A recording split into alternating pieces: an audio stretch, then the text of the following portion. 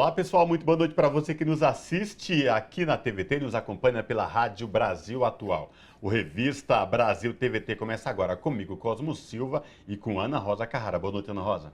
Boa noite, Cosmo. Boa noite também a quem nos acompanha. O governo do presidente Lula lançou na última quarta-feira, dia 28, o programa voltado à agricultura familiar. Serão mais de 71 bilhões de reais para o crédito rural, 34% a mais do que na safra anterior. Somada às outras ações, como compras públicas e assistência técnica, o volume total passa de 77 bilhões de reais. No seu discurso, o presidente Lula lembrou do anúncio do primeiro Plano Safra em 2003, no início do seu primeiro mandato. No programa de hoje, vamos repercutir o Plano Safra, que visa diminuir a desigualdade no país. Com o voto da ministra Carmen Lúcia, o Tribunal Superior Eleitoral tornou Jair Bolsonaro inelegível até 2030. O ex-presidente foi julgado pela corte por seu discurso a dezenas de embaixadores em 18 de julho de 2022, quando atacou o sistema eleitoral brasileiro. O julgamento de Bolsonaro e os interrogatórios na Comissão Parlamentar Mista do Golpe também serão destaques no Revista desta semana. O governo de São Paulo promulgou uma lei que homenageia o coronel Erasmo Dias, representante e ícone do regime militar no país. Dias ficou conhecido como secretário de Segurança Pública de São Paulo, que promoveu a invasão na Pontifícia Universidade Católica, a PUC, em 1977, que resultou na detenção de 854 estudantes. Hoje nós vamos destacar essa questão e a aprovação pela Câmara dos Vereadores de São Paulo da revisão do Plano Diretor. A revisão é alvo de críticas severas de urbanistas, que apontam benefícios exclusivos às construtoras e da especulação imobiliária. O presidente da Câmara dos Deputados, Arthur Lira, do Progressistas de Alagoas, vem sendo acusado pela sua ex-mulher, Juliane Lins, de várias violências, entre elas agressão sexual. Juliane também acusa Arthur Lira de compra de fazendas não declaradas. As denúncias envolvendo o presidente da Câmara dos Deputados e o resultado inesperado do primeiro turno na eleição presidencial da Guatemala, com a esquerda surpreendendo, serão discutidos no Revista desta semana. Candidato a azarão da esquerda, Bernardo Arévalo, que aparecia, vejam só, em 8º lugar nas pesquisas eleitorais, vai disputar o segundo turno com a primeira colocada, Sandra Torres. Você acompanha o Revista Brasil TVT também pelo YouTube, youtube.com/RedeTVT. O governo do presidente Lula lançou na última quarta-feira, dia 28, o programa voltado à agricultura familiar, que também com novo recorde aí nos valores. Serão mais de 71 bilhões de reais para o crédito rural. Significa 34% a mais do que na safra anterior. Somadas outras ações, como compras públicas e assistência técnica, o volume total passa dos 77 bilhões de reais. No seu discurso, no Plano Safra, o presidente Lula lembrou, aliás, como foi o seu discurso em 2023, no lançamento, no início do primeiro Plano Safra, no seu mandato.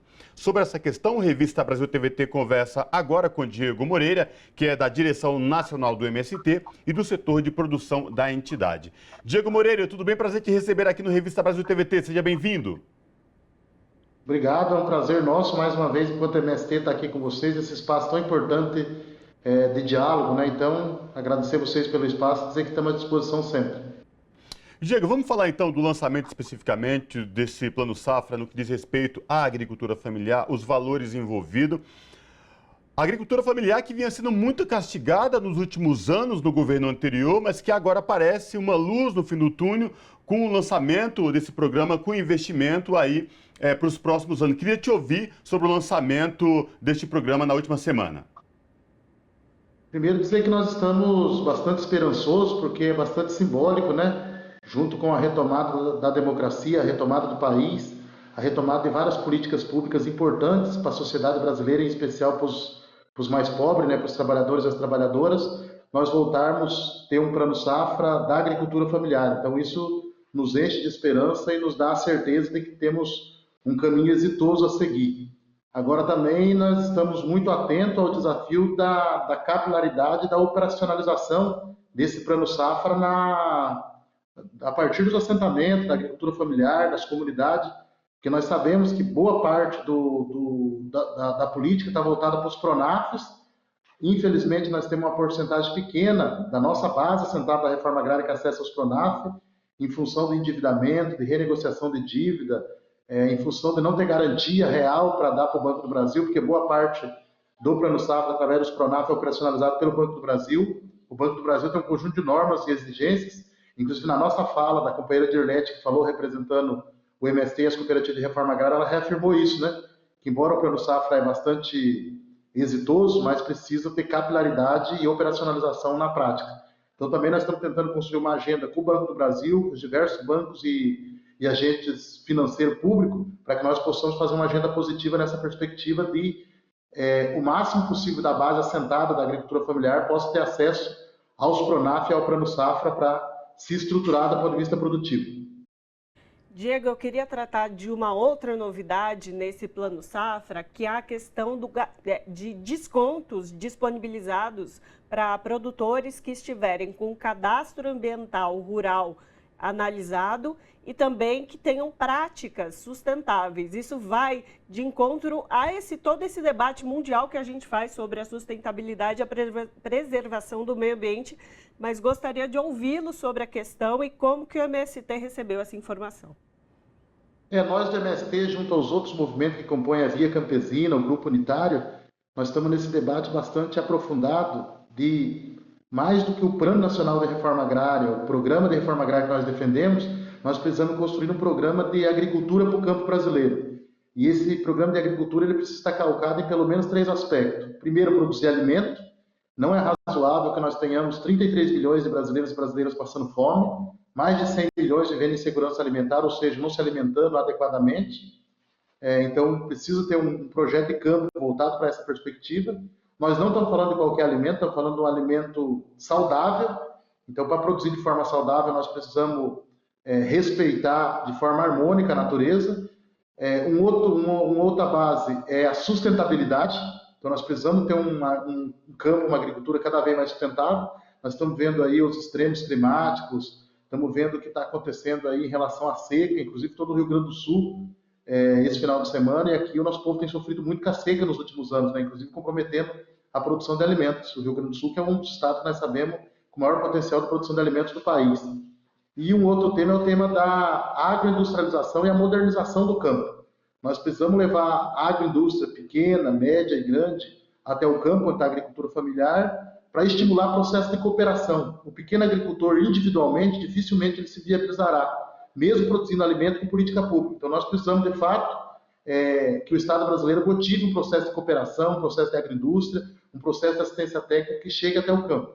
Então, essas iniciativas do incentivo à agroecologia, do incentivo à produção sustentável, esses vários incentivos, eles vêm de encontro, sim, com o que nós estamos pensando e discutindo em relação ao que nós precisamos de um projeto de campo realmente sustentável para o nosso país. Ainda mais quando a gente vinha falando dos ataques e falta de investimentos no que diz respeito ao Plano Safra da agricultura familiar e ter visto, presenciado a fome voltando nesse país. Isso dá um alento para os movimentos que trabalham com a agricultura familiar, por exemplo, vocês do MST, você falou muito bem da região sul do país, o Rio Grande do Sul que sofre uma seca sem precedentes, você da região sul do país também. Queria te ouvir também sobre essa questão, trabalhar essas duas questões, investimento e trabalhar a questão de produção de alimentos para cessar a fome de muita gente que vinha passando por esse problema nos últimos 4 anos. Nós precisamos primeiro enfrentar esse tema dos milhões de irmãos e irmãs que passam fome, né? De que ninguém pode colocar a cabeça no travesseiro e dormir tranquilo, sabendo que tem alguém que não está dormindo porque está com fome, porque quem tem fome não dorme, né? Quem tem fome tem pressa, a fome tem pressa, quem tem fome não dorme. Então nós não podemos, enquanto brasileiros e brasileiras, estar confortável em nenhuma medida nesse sentido. O segundo, nós precisamos A partir de enfrentar esse tema da fome, nós precisamos construir uma política nacional de abastecimento desse país. Nós não podemos ficar refém de governo, seja ele qual for, de partido qual for, ideologia qual for, e o nosso povo ficar à mercê da fome. Então, como que nós voltamos o Brasil, a sociedade brasileira, o Estado brasileiro, construir uma sinergia na perspectiva de nós construir uma verdadeira política de abastecimento. E essa política de abastecimento passa por ter políticas públicas que incentivem a diversificação da produção de alimentos, políticas públicas que possibilitem que os pequenos agricultores assentados tenham acesso a tecnologias para a produção de alimentos. Então, é possível ter tecnologias para a produção de alimentos que não vai destruir a natureza, destruir o meio ambiente. Então, como ter política pública nessa perspectiva também, máquinas adequadas, agroindústria adequada, assistência técnica adequada para aumentar a produtividade de alimento com muita qualidade. E o terceiro aspecto é ter crédito, e crédito com subsídio. Ou seja, o tema do alimento, se ele é uma questão pública, é uma questão de abastecimento, nós precisamos ter crédito subsidiado para que os agricultores avancem nessa perspectiva. Então, o tema, a formação de estoque da Conab, a doação simultânea da Conab, ou seja, as várias modalidades que tem de abastecimento que a Conab tem hoje, nós estamos dizendo que são muito positivas, mas para alguns casos elas são insuficientes. Então, hoje a Conab tem lá um teto de R$1,5 milhão por cooperativa, R$15 mil por agricultor. Pega o caso em especial dos agricultores e cooperativas da região sul, esse crédito é quase que insuficiente para viabilizar os agricultores e viabilizar as cooperativas. Não é a mesma questão no Nordeste, não é a mesma questão na região amazônica. Então, a política, o subsídio, ele também precisa pensar os diferentes biomas, as diferentes regiões, os diferentes estágios de desenvolvimento da agricultura familiar e da reforma agrária do país. E, sem dúvida nenhuma, nós queremos uma Conab forte, uma Conab com seus armazéns cheios de alimento para nós resolver a questão do abastecimento. Então, tanto essa questão, nós precisamos, junto com o projeto de campo, construir uma política de abastecimento nacional para resolver o problema da fome e construindo isso de forma subsidiada pelo Estado brasileiro, e a cobrança principal que tem que ter é a sustentabilidade. Como construir uma agricultura cada vez mais sustentável, uma agricultura que pode estar em torno dos grandes centros urbanos. Nós temos muitos assentamentos, comunidades de pequenos agricultores que estão em torno dos grandes centros urbanos, onde se acumula de forma mais maciça e massiva a fome. Então, como que você vincula os assentamentos de reforma agrária, os pequenos agricultores, as cooperativas que estão em torno dos grandes centros, numa política de abastecimento para combater esse tema da fome que está principalmente assolando os grandes centros. Passei hoje rapidamente pelo centro de Porto Alegre, não é diferente, né, do centro de Brasília, de Curitiba ou lá de Belo Horizonte.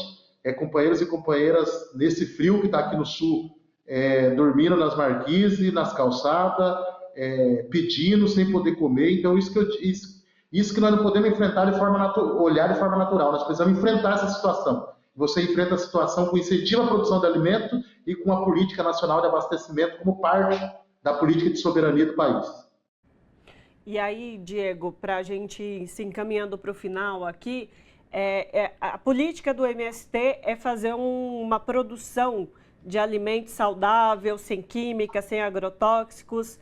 Esse plano safra, essa reestruturação do governo com subsídios para agricultura familiar, vai impactar também nessa política de forma abrangente, para além do MST, obviamente, de se plantar e se produzir sem agrotóxicos? Porque a gente sabe que o Brasil tem aí uma quantidade exorbitante de mais de 400 tipos de agrotóxicos liberados para serem usados em produções, mas, de fato, assim, essa alteração de investimento no pequeno agricultor pode mudar também essa perspectiva de se usar tanto agrotóxico para plantar, para produzir? Nós esperamos que essa retomada do Plano Safra da agricultura familiar vá nos ajudando a mudar essa configuração da agricultura brasileira hoje, que é hegemonicamente dominada pelo agronegócio e o seu pacote tecnológico, entre eles o pacote de veneno, né? Nós estamos vendo aí como que eles, né, nos bastidores, estão operando esse tema da aprovação cada vez mais de agrotóxicos que são proibidos em várias partes do mundo. Eles estão aprovando de forma deliberada no Congresso, né? Então eles criam cortinas de fumaça, entre as cortinas de fumaça está inclusive a tal da CPI do MST, para, enquanto chama a atenção para essas cortinas de fumaça, eles vão aprovando o que eles querem na velocidade que eles querem no Congresso. Então, precisamos ficar muito atentos a isso. Eu só tenho dúvida, e tenho dito isso em todas as entrevistas que eu estou fazendo, embora é muito importante, muito simbólico essa retomada do Plano Safra da agricultura familiar, mas eu ainda tenho muita dúvida de como ele vai ser operacionalizado na prática. Como eu disse, boa parte das políticas será via PRONAF, o PRONAF é operacionalizado pelo Banco do Brasil, o Banco do Brasil tem um conjunto de normas nas quais os assentados em reforma agrária do MST, na sua grande maioria, não se enquadram. Então, quanto a isso, nós estamos numa agenda com esses agentes públicos financeiros, em especial o Banco do Brasil, para saber como isso vai operacionalizar na prática. Um tema, como eu já disse, o banco exige garantia. A terra dos assentados é do INCRA, da União, então não tem como dar terra de garantia. Nós estamos dizendo, é possível os estoques das cooperativas, as cooperativas têm estoque de arroz, têm estoque de milho, têm estoque de feijão, é possível que esse estoque se torne garantia real? Nós achamos que sim, agora depende da interpretação do banco. Os contratos de venda que as cooperativas têm, inclusive de venda institucional, para o próprio governo, é possível ser garantia? Nós entendemos que sim, agora tem que ver como o banco entende isso. Então, esse é um aspecto que nós precisamos ir discutindo. A outra coisa que nós estamos esperançosos, já que há uma diferença entre o pequeno agricultor tradicional, proprietário, e o assentado em reforma agrária, esperamos que o presidente Lula e o governo lancem o mais rápido possível o plano emergencial da reforma agrária. Nós estamos indo para o 7º mês do governo, tem 70 mil famílias acampadas nesse país, 70 mil famílias acampadas, tem áreas instruídas administrativamente pelo INCRA que podem assentar essas famílias, então nós queremos que o governo apresente um plano. Qual que é o plano do governo federal para assentar as famílias acampadas? Mais do que isso, qual que é o plano do governo federal para assentar famílias até o final desse governo, que já foi 6 meses, só tem mais 3 anos e meio. Então qual que é o plano nisso? Porque seriam mais de 70 mil, 100 mil, 150 mil famílias que nós assentaríamos em terras que são públicas, terra devoluta, terras de devedores da União, terras improdutivas, e esse povo poderia se somar nesse grande mutirão para produzir alimento também, já entrar com gás produzindo alimento. O segundo aspecto, qual é a política que o governo federal, o MDA e o INCRA vai apresentar para o desenvolvimento dos assentamentos? Nós temos mais de 400 mil famílias assentadas no Brasil, em mais de 1.200 municípios do Brasil. Então, quais são as políticas que o governo federal irá nos apresentar para desenvolver esses assentamentos? Política de infraestrutura, política de assistência técnica, política de crédito, política de habitação, política de agroindústria, essas várias questões que eu disse aqui. Então, nós esperamos que o lançamento do Plano Safra, culminado com o lançamento do Plano Nacional de Reforma Agrária, ele possa nos ajudar a nos tirar dessa inércia e nós colocarmos os assentamentos e os futuros assentamentos nessa perspectiva de desenvolver o país também. Tá certo, então. Ana, rapidinho, Diego, eu só queria te ouvir, por favor, nós temos 2 minutinhos aí, sobre também no Plano Safra, de respeito à agricultura familiar, essa linha específica para mulheres rurais e povos tradicionais. Queria te ouvir rapidinho sobre essa questão também. Está no nosso programa agrário essa questão, para nós é um avanço também muito grande, Esperamos que de fato seja operacionalizado, que essa presença aí desses incentivos relacionados às mulheres que coordenam o processo produtivo, que nós sabemos que a grande maioria, as mulheres que chefiam famílias na agricultura, nós sabemos que a grande maioria em relação às comunidades tradicionais, eu não tenho dúvida que é um grande avanço. Perdemos contato com ele? Esperamos que de fato se materialize.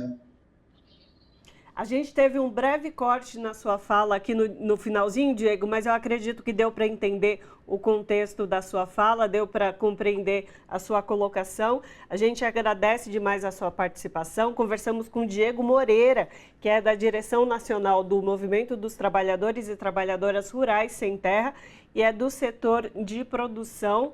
Mais uma vez, muito obrigado pela sua participação conosco aqui hoje. Tá bem, eu que agradeço, estamos sempre à disposição. Um grande abraço. Abraço.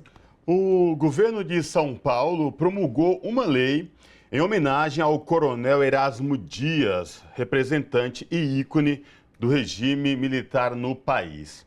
Dias ficou conhecido como secretário de Segurança Pública de São Paulo, que promoveu a invasão na Pontifícia Universidade Católica de São Paulo em 1977, que resultou na detenção de cerca de 854 estudantes. Para falar sobre esta polêmica homenagem e controvérsia do governo de São Paulo, nós falamos agora com Maria Vitória Benevides, que é professora da Faculdade de Educação da Universidade de São Paulo. Professora Maria Benevides, tudo bem com a senhora? Prazer recebê-la no Revista Brasil TVT. Seja bem-vinda. Agradeço o convite. Eu participo aqui na TVT sempre com muito prazer. Já conhecia a jornalista de outras entrevistas. Esse assunto tem tudo a ver com o trabalho que a Comissão Arnes desenvolve desde fevereiro de 2019, ou seja, depois daquela desgraceira que foi a eleição de 2018, quando nós tivemos uma firme convicção de que o governo de Jair Bolsonaro seria uma ameaça constante à democracia e os direitos humanos. Neste caso da homenagem ao coronel Erasmo Dias, está em causa o direito à verdade e à memória, um dos direitos fundamentais no conjunto de direitos humanos.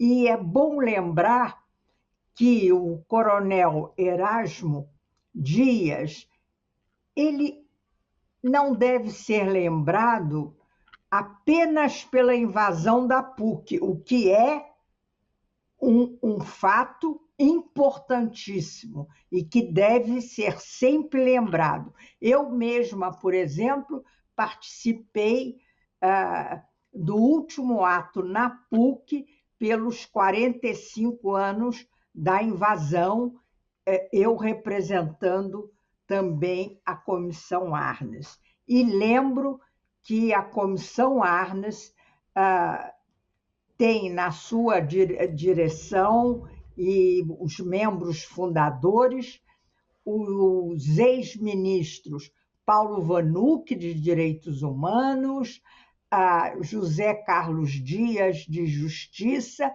e que foi também secretário de Justiça no governo Franco Montoro, Cláudia Costin, da área de Administração e Educação, um nome importante nesse assunto da invasão da PUC, porque ela foi uma das perseguidas e que teve consequências depois na sua vida, e o cientista político Paulo Sérgio Pinheiro, que também foi ministro no governo Fernando Henrique, quando foi criada a primeira Secretaria de Defesa dos Direitos Humanos.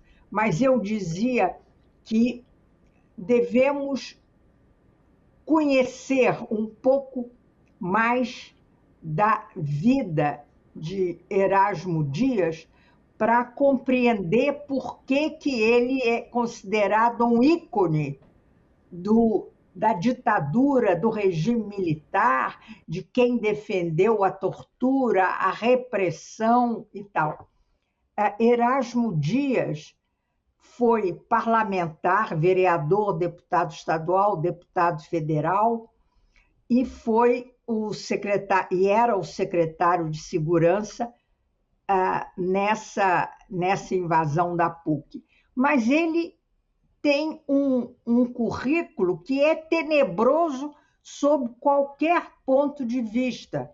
Por exemplo, ele esteve à frente dos comandos repressores no Vale da Ribeira, quando havia lá grupos de resistência, a começar pelo Lamarca, que acabou executado, não é? Não nessa época, depois. E ele também foi muito importante com um perfil, digamos, intelectual. É impressionante, a mim, uma surpresa, porque eu não sabia, que este homem tenha se formado em História na FEFELESH da USP. Eu fico pensando como foi possível ele participar de uma faculdade que, na sua imensa maioria, era resistente ao regime militar e permanecer incólume e fez até Professora, aí, licenciatura. então, Diga. diante disso, dessa biografia que a gente tem do Erasmo Dias e de toda essa questão que a senhora já trouxe, já nos abordou, a pergunta que eu faço à senhora é: essa homenagem feita pelo governo de Tarcísio não vai na contramão do que a gente vem discutindo já há um bom tempo, inclusive a partir da realização da Comissão da Verdade aqui no nosso país, no estado de São Paulo, na Universidade PUC, teve a sua Comissão da Verdade também. Diante disso, não é uma contramão de homenagear uma parcela da população que foi a favor de um governo civil-militar que oprimiu, que matou, que desapareceu com tantas pessoas? Gostaria de ouvir da senhora, assim, como que a gente pode aceitar nesse 2023 uma homenagem a uma pessoa que fez parte desse tipo de ditadura? Não podemos aceitar. Não apenas não aceitar, como temos obrigação de reclamar e de proclamar a legitimidade da Comissão da Verdade, tanto a Comissão Nacional como as várias comissões, inclusive a da USP, que são muito importantes. Por isso que eu acentuei desde o começo o direito à memória, mas a memória com a verdade. Os direitos à memória e à verdade estão profundamente imbricados. E essa homenagem, vamos lembrar que o governador Tarcísio, governador de São Paulo, embora não tivesse nenhum perfil de atividade em São Paulo, é uma presença do bolsonarismo que continua. Nós sabemos que a eleição do presidente Lula para o seu terceiro mandato, que foi uma vitória da democracia, não extinguiu o que nós chamamos de bolsonarismo e que é um revival da ditadura militar, ou seja, um governo radicalmente opositor dos direitos humanos e seus defensores, de qualquer forma de democracia com participação popular, de repúdio às eleições pelo método mais seguro e contemporâneo das novas tecnologias, um homem defensor da tortura, que escarneceu o tempo todo das vítimas da Covid, ou seja, um homem que fez da oposição radical e violenta à democracia e os direitos humanos a plataforma do seu desgoverno. Então, Tarcísio de Freitas é um homem do bolsonarismo. Ele tem procurado apresentar um perfil mais palatável, mas na hora da verdade ele aceita fazer essa homenagem. Você falou em contravapor, contrassenso, eu vou usar a palavra que a PUC usou na sua a reclamação, é um assinte. É um assinte, é um escárnio a quem acredita em valores democráticos, republicanos e direitos humanos. Não apenas quem acredita, mas quem continua lutando. Nós sabemos que ganhamos a eleição, mas não extinguimos o bolsonarismo e a desgraceira que vem junto com ele. E professora, a Comissão Arnes de Direitos Humanos, inclusive, já se manifestou sobre essa homenagem, enviou um ofício ao governador Tarcísio de Freitas pedindo que anule esta homenagem. É isso mesmo, não é? A Comissão Arnes, assim como outras entidades, como a PUC, o Instituto Vladimir Herzog, Conectas, todas as entidades de defesa dos direitos humanos, não apenas denuncia essa homenagem, como exige a sua anulação. Devo lembrar que o Tarcísio, governador, não assinou essa lei. Foi o vice-governador, em virtude dele estar fora de São Paulo. E quero lembrar também, voltando à invasão na PUC, que aqueles estudantes estavam manifestando fora da PUC, eles entraram para se defender dos comandos extremamente violentos, com bombas incendiárias. Algumas alunas ficaram muito queimadas, hospitalizadas, etc. Só aí que entraram na PUC.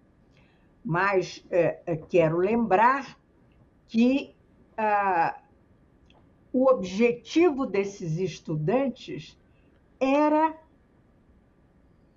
juntar estudantes de várias universidades para refundar a União Nacional dos Estudantes, que tinha sofrido violências logo por ocasião do golpe militar de 1964. Ou seja, não era uma proclamação a favor do comunismo.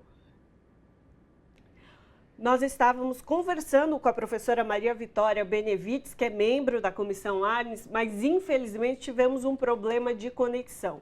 O assunto que a gente tratava com ela era sobre a homenagem que o governo de Tarcísio de Freitas fez ao coronel Erasmo Dias e que a Comissão Arnes já fez o pedido de retrocesso, de que não seja mais mantida essa homenagem ao coronel, que foi um dos responsáveis, por exemplo, sobre a invasão da Universidade PUC em 1977. Para quem quiser conhecer essa história, ela é muito importante, muito válida conhecer esse ponto da nossa história da ditadura civil-militar.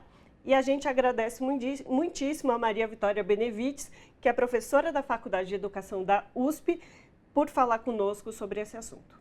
O presidente da Câmara dos Deputados, Arthur Lira, do Progressistas de Alagoas, vem sendo acusado por sua ex-mulher, Juliane Lins, de várias violências, entre elas agressão sexual, física e moral. Juliane também acusa Arthur Lira de compras de fazendas não declaradas. Sobre essa questão, a Revista Brasil TVT conversa agora com Cristina Serra, que é jornalista e já falou com a gente algumas vezes aqui no Revista Brasil TVT, já é parceira nossa. Cristina, tudo bem? Prazer te receber aqui no Revista Brasil TVT, seja bem-vinda. Obrigada, Cosmo, Ana, sempre um prazer estar aqui com vocês. Cristina, as últimas semanas a gente vem noticiando, vendo sendo noticiado, não na mídia tradicional, mas em alguns veículos progressistas, dessas denúncias aí envolvendo o presidente da Câmara, Arthur Lira. E o que choca, o que chama mais atenção, é a forma como essas denúncias são feitas e que tipo de violência é sofrida, no caso, pela ex-mulher de Arthur Lira.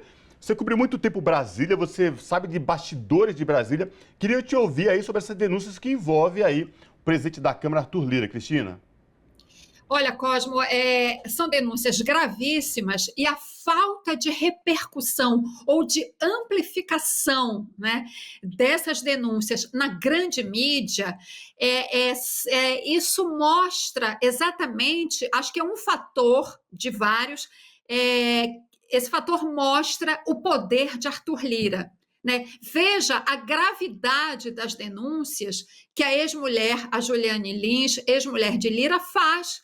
Né? Ela fala de um patrimônio, né, não explicado.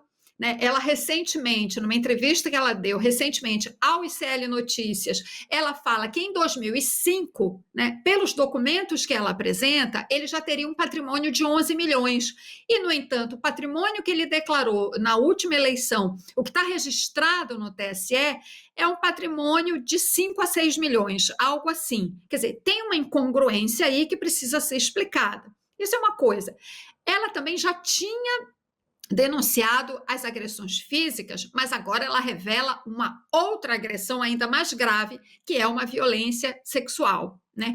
Então, assim, são denúncias gravíssimas e que a gente não vê repercutirem, né, nem na própria Câmara, né, no ambiente político que o Arthur Lira frequenta e nem na grande mídia. Quer dizer, esse debate não é levado para a sociedade. E isso expressa para mim o poder que esse homem, esse deputado, tem hoje em dia no Brasil. E, Cristina, na verdade, as pessoas envolvidas em todas essas questões, a própria Juliane fala de um casal que levava dinheiro em espécie, a Lira, ela relata esses casos, há várias pessoas do entorno de Lira que já estão sendo investigados há muito tempo. E, de fato, Lira, quando se posicionou sobre isso há algum tempo atrás, no início da abordagem da questão do sistema de robótica, ele falou, cada um tem seu CPF.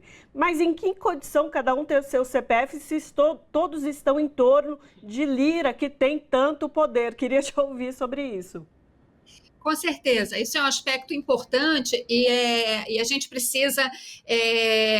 são tantos escândalos que chegam perto do Arthur Lira, que a gente realmente precisa fazer, assim, ter uma visão geral e ir estabelecendo, né, alguns aspectos importantes de cada uma dessas situações. A gente estava falando agora há pouco das denúncias que a Juliane Lins faz, a ex-mulher dele, mãe dos filhos dele, e como elas alcançam pouca repercussão. E eu quero agregar a esse ponto, né, o que eu vejo aí como um grande sinal do machismo do ambiente político, né? Ela não é vista como uma fonte com credibilidade para fazer denúncias contra o Arthur Lira. Esse é um aspecto. O outro é esse que você traz, dessa outra ramificação de grandes escândalos envolvendo o Arthur Lira. O Arthur Lira tem escândalos associados a ele e a gente muito próxima a ele desde o começo da carreira política dele. Quando ele era deputado estadual em Alagoas, o nome dele já aparece no escândalo de rachadinha no gabinete dele, com o salário de funcionários do gabinete dele, um escândalo muito semelhante ao do Flávio Bolsonaro aqui no Rio de Janeiro. Bom, todos esses escândalos, eles chegam muito perto de gente muito próxima, eles chegam em gente muito próxima ao Lira e não dão em nada. Né? Então, assim, isso precisa de uma explicação. Como é que as instituições no Brasil não são capazes, né, de chegar a uma conclusão sobre esses escândalos, essas denúncias que ou vão sendo arquivadas ou andam a passos de tartaruga, né, no nosso sistema, no nosso judiciário, e isso é justamente isso, né, que permite Arthur Lira chegar onde chegou. Né? Mesmo trazendo tantos escândalos associados à sua carreira política, eis que em dado momento ele chega à situação de presidente da Câmara dos Deputados e constrói, digamos assim, um império ali dentro, um império com seus asseclas, com seus súditos, entre aspas, né? que são deputados que formam, digamos assim, uma bancada do Lira, uma bancada do Centrão ou uma bancada do Lira, como se queira chamar. E, para completar, esse escândalo que você trouxe, o do kit robótica, né? É um escândalo de grande proporção, que foi, inclusive, deriva de uma reportagem publicada na Folha de São Paulo, e, a partir disso, a Polícia Federal, então, né, entra no caso, faz uma série de operações e chega a assessores muito próximos de Lira, com provas muito evidentes, né, de um grande esquema de corrupção, né, e isso faz, aí sim, essa última observação que eu quero fazer, perdão, está muito seco o ar, né?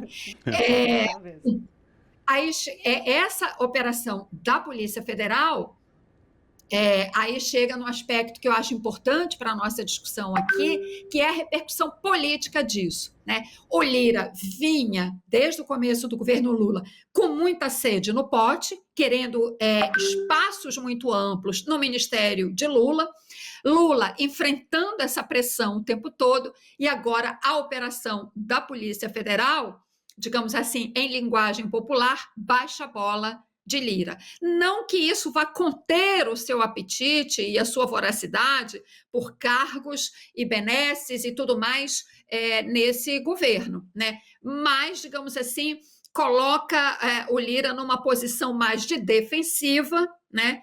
E nesse embate dele com o governo Lula. E, Cristina, tanto é que, diante de tudo isso, o Arthur Lira está fora cumprindo a agenda, fora do país, em Portugal, mas, enfim, você não vê muito declarações ou fala de Arthur Lira mediante tudo que vem acontecendo dessas denúncias. Mas eu queria repercutir contigo, chamar a atenção, você trouxe um dado muito específico aí no que diz respeito ao poder de Arthur Lira. Vindo o clã Arthur Lira, se a gente for analisar um pouco o nosso passado para entender, nós chegamos da família, do pai, tios. E esse clã enraizado não só em Alagoas, ele bota alguns tentáculos em outros estados ali próximos do estado de Alagoas que vem se sucedendo. E outra questão, de como essa questão da violência, do machismo, da misoginia está impregnado neste país, né? Porque vem uma denúncia do porte da Juliene e, no entanto, a grande mídia simplesmente abafa, se cala de uma coisa que parece que meio que se perpetua. E não é a primeira denúncia, no caso do Lira especificamente. Mas a gente vem falando de violências contra mulheres meio que constantemente no noticiário. E nesse caso específico, quando envolve Arthur Lira, a grande mídia tradicional, ela simplesmente, né, se cala, né, Cristina? E nesse caso, Cosmo, da Juliene Lins, ela fez a denúncia anos atrás, é um caso que tem testemunhas que dão depoimentos todos muito coerentes. Então, a cena da agressão do Lira contra ela, com chutes e tudo mais, dentro do apartamento onde ela morava, eles já eram separados, né? Tem depoimentos de uma babá que cuidava de um dos filhos dela, né, de parentes que foram acudir a Juliene depois dessa surra. Essas pessoas, depois de algum tempo, foram pressionadas, retiraram os seus depoimentos, e aí a denúncia dela cai no vazio. Ela volta agora, certamente, sentindo um ambiente, uma conjuntura mais favorável para retomar esse caso. Ela volta agora e fala e dá esse depoimento, que eu falei até que ela deu para o ICL Notícias, deu também para a agência pública, né? Então, o que deveriam fazer as autoridades? Bom, vamos reabrir o caso, ou vamos retomar o caso e ouvir novamente essas testemunhas, porque o relato é muito coerente, muito consistente, né? E isso, no caso de agressões contra mulheres e agressões sexuais, inclusive, o depoimento da vítima sempre é muito considerado, é muito importante. Por que no caso em que o denunciado, o acusado é Arthur Lira, isso não acontece? É como eu falei, primeiro pelo enorme poder que ele tem, mas também, né, isso que você falou, os tentáculos que a família Lira, como todo grupo muito poderoso, vai estabelecendo no judiciário, né, fazendo tráfico de influência e tudo mais, né? E veja, eu quero trazer aqui um paralelo que é importante quando a gente fala desse ambiente de machismo e de misoginia no mundo político. O Bolsonaro, lá atrás, tem aquela cena pavorosa e degradante com a deputada Maria do Rosário no Salão Verde da Câmara dos Deputados. Uma cena daquela, por si só, naquele momento, era para ter sido aberto um processo no Conselho de Ética da Câmara, na Corregedoria, e ele deveria ter perdido o mandato. Não perdeu, e o resto é história, a gente sabe, né? Não preciso detalhar. Então, assim, você veja, tem o caso da Juliane Lins lá atrás, tem esse caso do Bolsonaro, e veja como a gente parece, assim, a sensação que me dá muitas vezes é assim, a gente dá um passo para frente e 2 para trás, porque, claro, alguém haverá de dizer, poxa, Cristina, mas as coisas melhoraram, a gente tem a lei Maria da Penha. Pois é, mesmo com a lei Maria da Penha, né, a gente ainda tem, em alguns casos, quando o acusado é muito poderoso, né, a gente ainda tem, o que a gente tem? Impunidade. Né? O caso do Arthur Lira, a denúncia da Juliane Lins e do Arthur Lira, é um caso flagrante, chocante de impunidade. E eu digo para vocês uma coisa, eu, cidadã, mulher, toda vez que vejo Arthur Lira sentado na cadeira da presidência da Câmara dos Deputados, presidente do Poder Legislativo, né, um dos 3 poderes da República, sendo acusado de agressão sexual, isso é uma coisa que me choca profundamente me causa repulsa, né? E apesar, como eu disse, de todos os avanços e melhoras institucionais no país, né, no Brasil, né, isso é uma mostra, a impunidade de Arthur Lira é uma mostra do tamanho do esforço civilizatório que nós ainda temos que fazer, né, para que as coisas ocupem minimamente os seus devidos lugares e as instituições cumpram o seu papel. E, Cristina, eu me somo a você nessa indignação. Nós, mulheres, sempre passamos por esse lugar de sermos desqualificadas, não consideradas, e tanto jornalistas como fontes, principalmente, que é o caso da Juliane, que nós estamos tratando, e isso que você falou, a gente tem muito que avançar. Parece sempre que a gente dá meio passo para frente, 3 para trás. Então, é muito avanço que a gente precisa ainda suprir contra as desigualdades e pela equidade de condições. De fato, dá uma angústia pensar em tudo isso. Mas, só para a gente ir se encaminhando para o final aqui, Cristina, o Cosmo e você já mencionaram rapidamente sobre o clã Lira no Nordeste, em Alagoas. Queria lembrar também que o pai do Lira, também político, formado em Direito também, Benedito Lira, ele é das pessoas envolvidas na máfia das ambulâncias há anos atrás, que foi um caso estrondoso em Alagoas.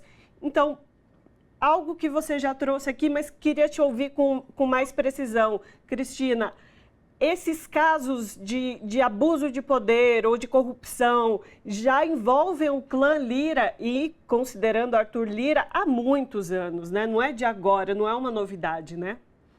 Muito bem lembrado, o caso da máfia das ambulâncias. Me lembro, inclusive, quando esse escândalo estourou, eu era repórter em Brasília e lembro muito bem, estava esquecendo que justamente o pai do dito cujo está envolvido. Veja, o modus operandi é muito semelhante e vai passando de geração em geração nesses grupos políticos e sempre envolvem dinheiro do orçamento, né? A máfia das ambulâncias, agora o escândalo do kit robótica, e vou até mais atrás, né? Com o escândalo lá atrás dos anões do orçamento, logo após o impeachment do Collor em 92, né? A Câmara fez uma CPI, a CPI dos anões, que descobriu esses escândalos no orçamento. E agora, Arthur Lira, esse escândalo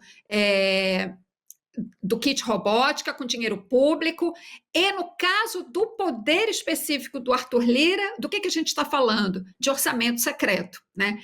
Que as mudanças no orçamento, né? Na maneira como se dispõe do dinheiro do orçamento público, do dinheiro público, né? Via emendas parlamentares, né, usadas pelos parlamentares, deputados e senadores, ela já vinha sendo, digamos assim, corrompida, conspurcada, já com Eduardo Cunha. Aí vem o orçamento secreto sob Lira, que aprimora e sofistica ainda mais, né, esse esquema de malversação do dinheiro público. E é isso que dá a Lira o poder que ele tem hoje, que ele ainda tem, né? Mas eu quero crer e vejo movimentos políticos nesse sentido e espero que eles deem certo e que se consolidem de alguma forma para desidratar, né, ou pelo menos reduzir o poder de Lira sobre a Câmara dos Deputados, que é um poder nefasto, que faz mal ao país, né? E não é que Lira seja um sabotador de Lula ou do governo Lula. Ele mas é muito mais do que isso.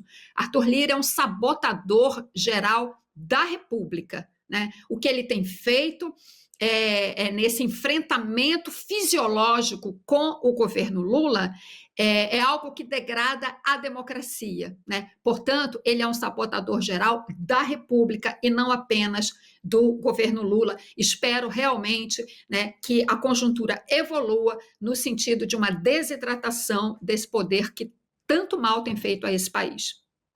Cristina, para acabar, nosso papo, assim, nosso tempo já está no limite, mas eu quero te ouvir um minutinho, não poderia deixar de perguntar. E o livro, Nós Sobreviventes do Ódio, como é que está a divulgação? Eu sei que você está andando pelo Brasil, falando do livro, divulgando. Fala pra gente, temos um minutinho, desculpa. Muito obrigada por mencionar o livro, Nós Sobreviventes do Ódio. Está vendendo, está um sucesso, já está na primeira reimpressão, teve a primeira edição e agora a primeira reimpressão. Eu aproveito para divulgar que no dia 5 de julho, agora, semana que vem, quarta-feira, às 19 horas, eu estarei em Fortaleza lançando o meu livro, Nós Sobreviventes do Ódio, no BNB Cultural, que fica no bairro, na Aldeota, em Fortaleza. Obrigada. Perfeito. Tá, e a gente encerrando a nossa conversa com uma boa notícia, Cristina, para dar outro aspecto aqui para nosso diálogo. Então, conversamos com a jornalista Cristina Serra. Muitíssimo obrigada e boa turnê aí de lançamento do livro. Obrigada, gente. Até a próxima. Abraço. Abraço. E agora a gente faz um breve intervalo e volta daqui a pouquinho.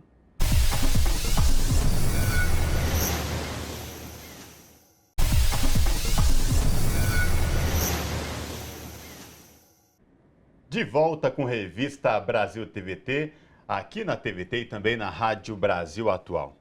Esquerda surpreende na Guatemala e vai disputar o segundo turno das eleições presidenciais. Candidato azarão de esquerda, o Bernardo Arévalo, que aparecia, vejam só, em 8º lugar nas pesquisas eleitorais, vai disputar o segundo turno com a primeira colocada, que também é tida como favorita, a Sandra Torres.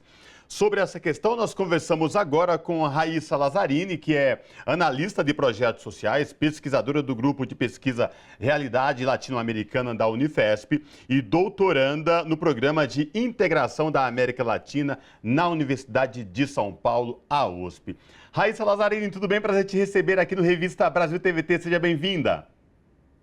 Obrigada, Cosmo. Oi, Ana. Muito prazer estar aqui. Raíssa, vamos falar então dessa reviravolta na eleição na Guatemala, um candidato que estava lá em 8º lugar nas pesquisas, né, sobe, fica e chega no segundo turno aí, que nem era nem cotado. Você que está estudando, estuda muito bem o assunto, queria te ouvir o que levou tudo isso, essa expectativa de um segundo turno totalmente imprevisível. Bom, Cosmo, foi isso mesmo, assim, contrariando as pesquisas que traziam a Sandra Torres, sim, ela já estava cotada para ir para o segundo turno, né? Mas o Bernardo Arévalo não. Ele foi aí a grande surpresa, ele estava aí, ele tinha, de acordo com as pesquisas, entre 4% e 6%, mas ele vai para o segundo turno com 13%, né? Quase 13%, né? Então, a Sandra vai com 15,3%. E aí, assim, acho que vários fatores a gente pode colocar como fatores determinantes para essa reviravolta, né? Se a gente for parar para analisar, o grande vencedor do primeiro turno foram os votos nulos, que chegaram a quase 16%, né? Então, uma porcentagem ainda acima da primeira colocada, que é a Sandra Torres. E o número de abstenção também é um número altíssimo, quase 40%. Vale lembrar que a Guatemala, assim como no Brasil, tem um voto obrigatório, né? Acho que se você parar para analisar, a Guatemala ela está numa situação muito crítica, a conjuntura do país, uma conjuntura com alto índice de corrupção, e assim, isso que a gente tem um pouco de medo quando fala, né, dessa coisa da corrupção, porque aqui no Brasil a gente teve isso como muito desculpa também para algumas ações, mas lá você tem uma coisa muito estrutural da corrupção na política, e você tem um país assim em situação de pobreza. Então, principalmente o Bernardo Arévalo, ele aparece como esse candidato anticorrupção. Isso está muito presente no discurso dele, está muito presente na campanha dele, né? O movimento Semillas, o movimento Semente, que é o partido do qual ele faz parte, é um movimento muito novo, né? Um movimento que surgiu em 2017, 2018, então que vem assim com essa coisa da nova esquerda, né? De uma coisa anticorrupção, até um pouco antissistêmica, assim. Então eu acho que o que principalmente... E a Sandra Torres, por outro lado, é uma mulher, a Guatemala nunca teve uma mulher na presidência da República, né? O que esse segundo turno, né, esse resultado para o segundo turno expressa é um desejo de mudança, um desejo de renovação, né? A gente teve o atual presidente, um presidente do Partido Conservador, o anterior, eleito em 2015, é um presidente liberal, então eu acho que vem esse desejo de insatisfação, né, e também de mudança no cenário político. E aí o que eu te pergunto a partir disso, Raíssa, houve também eleições para o Congresso. Nesse lugar do parlamento, houve mudanças significativas também? Queria que você pudesse dar esse panorama das forças políticas no Congresso na Guatemala. Ótimo, Ana. Isso daí, aí vem um pouco da contradição, né? Um pouco dessa análise que eu faço desse desejo de mudança, né? O Congresso, ele tem 160 cadeiras e o partido oficialista, né? O partido do atual presidente, ele continua com o maior número de cadeiras, que é o Vamos, né? Ele conquistou 39 cadeiras nessa eleição. E aí, a UNE, né? O UNE, que é o partido da Sandra Torres, que é a Unidade Nacional Esperança, ele conseguiu 28 cadeiras, mas se você pensar nas eleições de 19, ele tinha conseguido 59. Então ele teve uma redução aí de 50% praticamente, uma redução muito grande do número de cadeiras.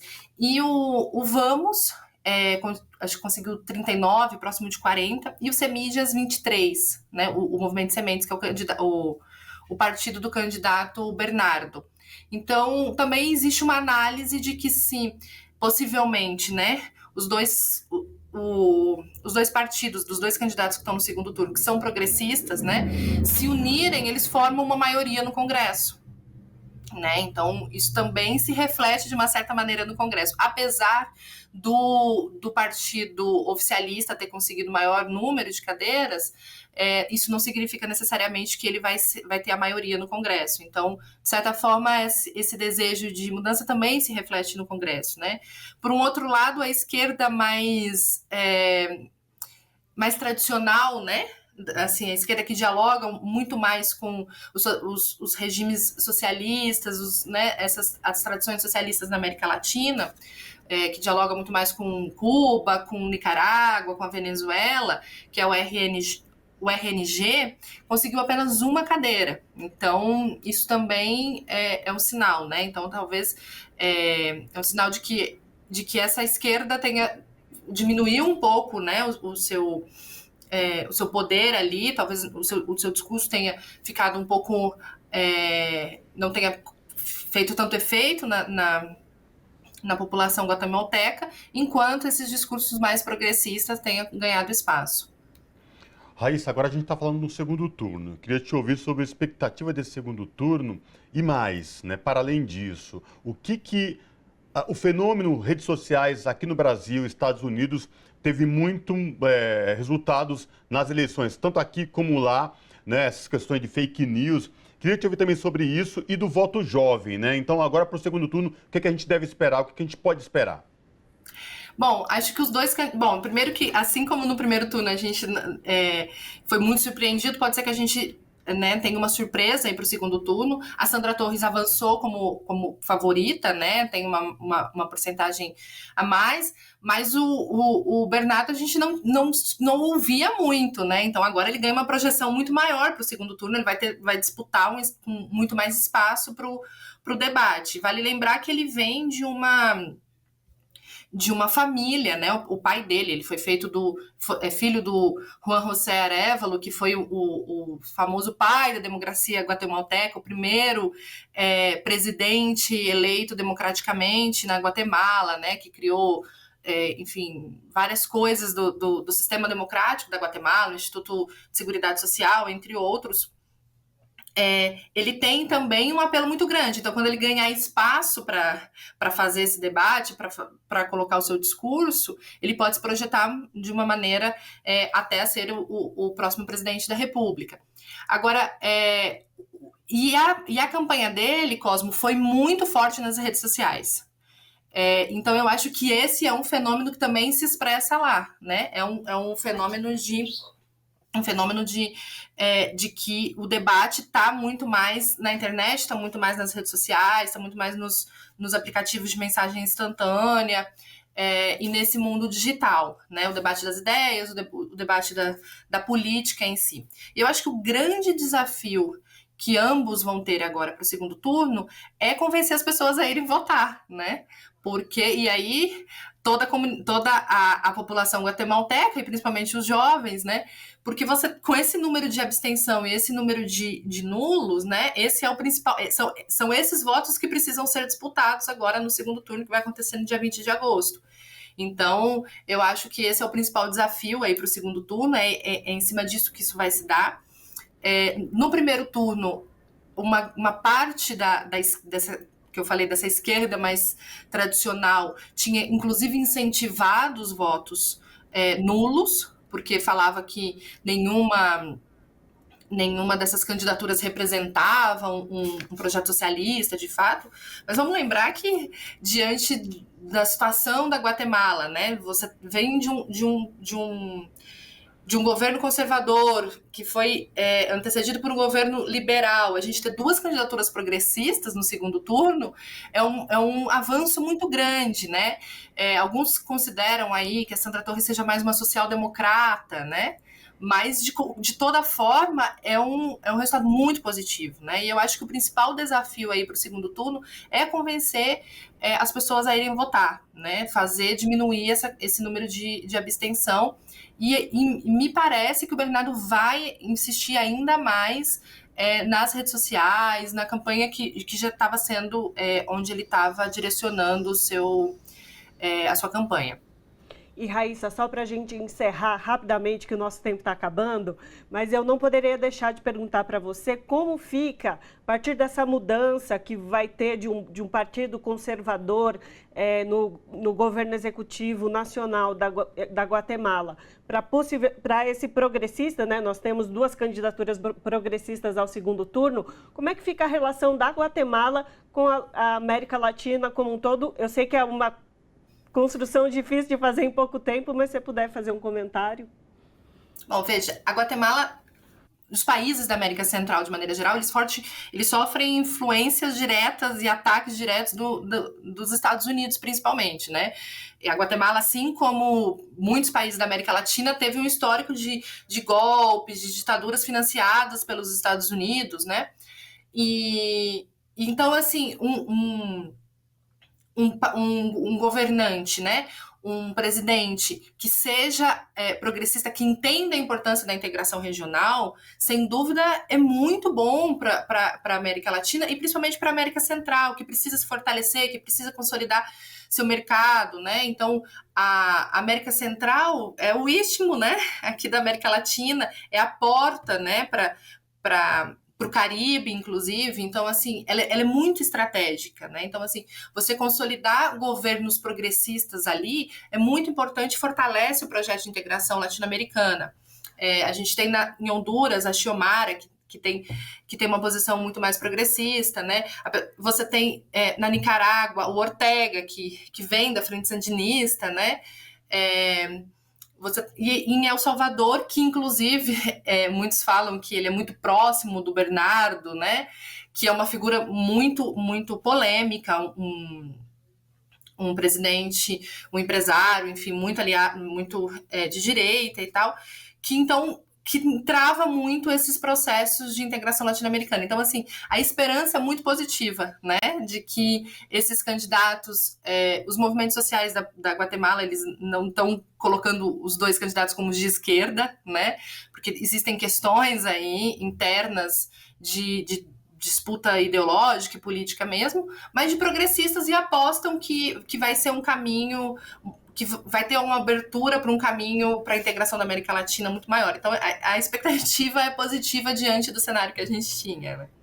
Perfeito. Conversamos com a Raíssa Larazini, que é analista de projetos sociais, pesquisadora do Grupo de Pesquisa Realidades Latino-Americanas da Unifesp e doutoranda no PROLAN da USP. Raíssa, muitíssimo obrigado. Foi um prazer te escutar, toda essa análise da Guatemala. E a gente fica na expectativa para 20 de agosto, segundo turno na Guatemala.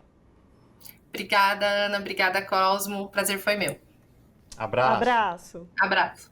Nesta semana, a Comissão Parlamentar Mista de Investigação do 8 de janeiro, também chamada de CPMI do golpe, interrogou mais personagens envolvidos nos atos.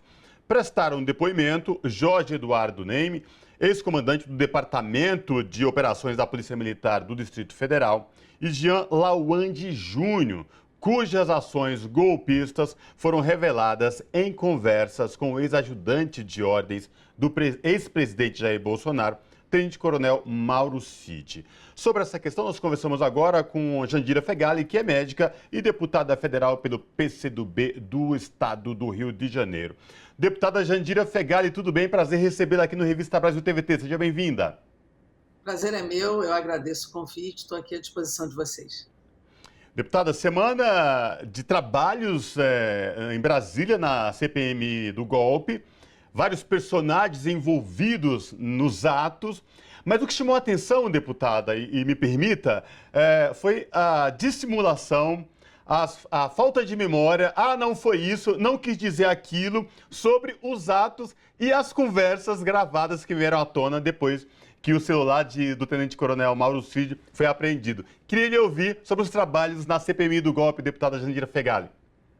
Então, primeiro, dizer que o contexto da CPMI é uma presença de parlamentares, infelizmente, há parlamentares investigados na CPI, né?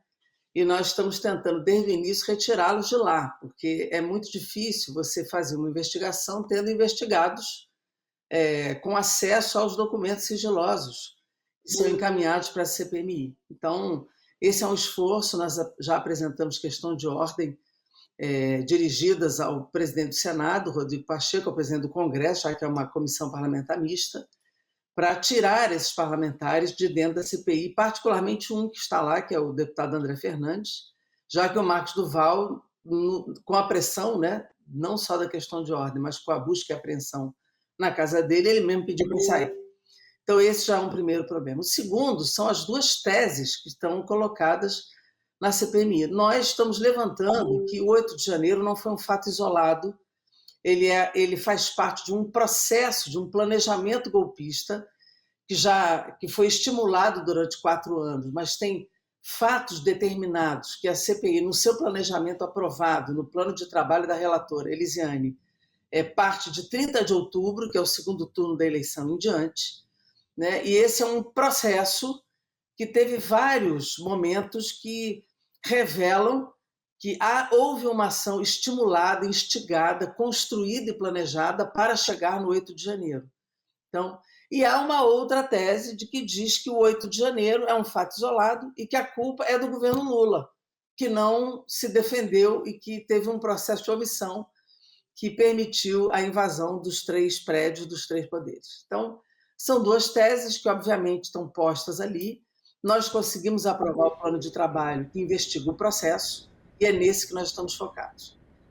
Nisso, já começaram a acontecer os depoimentos. O que nós estamos vendo é um festival de mentiras, de dissimulações, de fatos que que estão escancarados e que nós estamos confrontando na CPMI. O primeiro foi o da PRF, né, que já está claro que ele mentiu quanto à ação da PRF no segundo turno, nos bloqueios das estradas e com todos os dados, inclusive uma possível corrupção na licitação dos blindados, empresa essa que ele, até onde nós temos dados, ele tem uma relação direta, né, o ex-diretor da PRF Nacional tem uma relação direta, inclusive de trabalho, de emprego, de uma relação de vínculo com a empresa, né, a Combat, que está todo mundo, inclusive a grande mídia, colocando.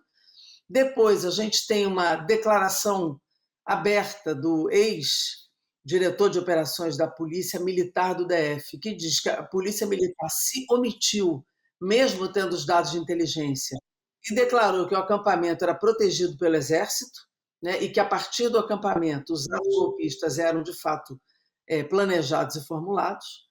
Tivemos o depoimento de Jorge Washington, que trabalhou nos acampamentos e na montagem do ato terrorista do aeroporto de Brasília, né? E ele disse que foi muitas vezes o acampamento, né? Muitas coisas ele não disse, mas ficaram tacitamente colocadas.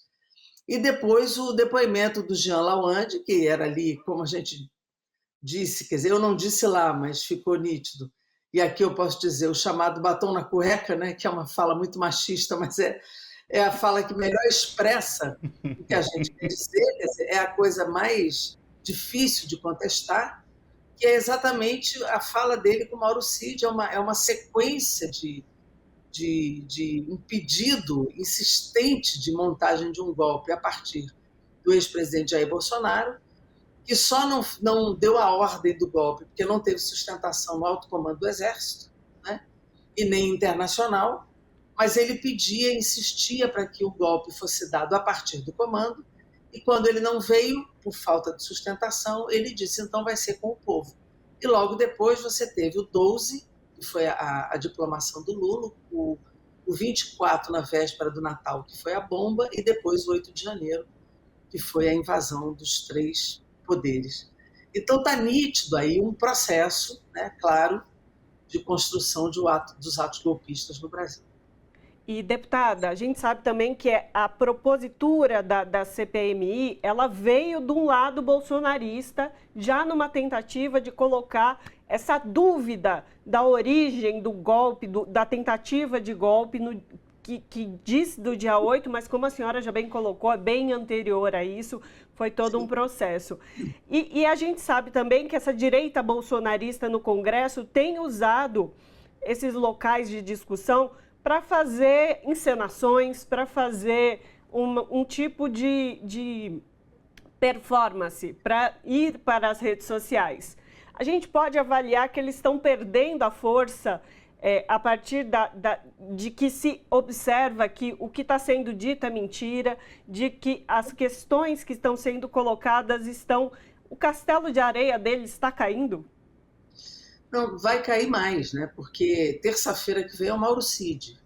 Imagina, o celular dele é um cipual de declarações golpistas, inclusive o preâmbulo de um ato institucional do golpe, com o passo a passo de como destituir os ministros do Tribunal Superior Eleitoral, como substituir, com quem substituir, como fazer o ato de destituição do presidente eleito, como dar o golpe institucionalmente estabelecido, ou seja, não vai ter como negar. Você veja, o Jean Lawande, ele mentiu, dizendo que ele queria uma ordem para apaziguar o país, é uma coisa absolutamente ridícula.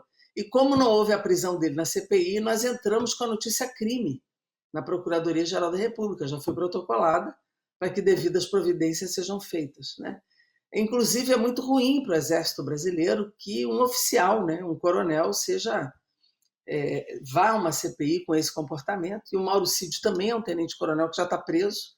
É possível que ele não queira dizer nada, mas nós vamos confrontá-lo do mesmo jeito, porque ele, como investigado, ele não é obrigado a criar provas contra ele próprio, mas nós vamos inquiri-lo da mesma forma. E depois é o Anderson Torres, né, que é o ex-ministro da Justiça de Bolsonaro e que era o secretário de Segurança, que tirou férias, né, aquelas férias já marcadas, estava de férias nos Estados Unidos no 8 de janeiro. Ele vai querer se isentar, porque não estava aqui, essa coincidência de férias no dia 8, mas quando ele voltou para o Brasil, deixou o celular lá, né? Ele vai ter que explicar isso também. Então, assim, é uma sequência de depoimentos que, obviamente, vão deixando claro para a sociedade o tamanho do envolvimento dos bolsonaristas e do governo Bolsonaro e do próprio Bolsonaro nesse processo. Eu acho que o dia 8 ele já está ficando muito claro, mas nós estamos indo atrás dos mandantes, dos mentores do processo, dos financiadores do processo, e nós precisamos também alcançar as plataformas, né, que permitiram a divulgação dessa rede de ódio. É importante que a gente também faça isso. Até porque, deputada, vem sendo divulgado aí, depois da apreensão dos celulares, né, toda a logística no entorno, por exemplo, dos acampamentos em frente aos comandos militares do Brasil inteiro, de como essas pessoas que estavam acampadas ficavam diariamente, com comida, alimentação, banho, ou seja, tinha toda uma logística preparada. Mas a minha pergunta, no que diz respeito ainda aos interrogados que foram ouvidos nesta semana na CPMI do golpe, sobre possíveis vozes de prisão. Isso foi cogitado em algum momento, deputada? Foi. O próprio Jean Lawande, quer dizer, o Silvinei já era uma coisa que estava nítida, né, que podia ter sido feito.